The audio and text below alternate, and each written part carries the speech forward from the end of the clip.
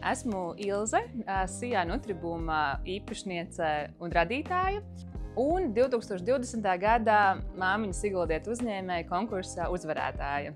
Viena no uzvarētājiem. Uzņēmums nodarbojas ar pārtikas ražošanu. Mēs liofilizējam dažādus veselīgus našķus no augļiem, ogām un dārziņiem. Tā skaitā arī smūtiju maisījumus un saldējumu. Ideja par uzņēmējdarbības veidu un tieši pārtikas ražošanā radās ar izaicinājumu atkal atsākt studēt. Šoreiz pārtikas nozarē un kā jau ar visu, iegūstot jaunas zināšanas un redzot jaunākās tehnoloģijas, iepazinos arī ar liofilizācijas tehnoloģiju un sapratu, ka šī ir vēl līdz galam neizzināta joma, kurā var radīt brīnišķīgus produktus.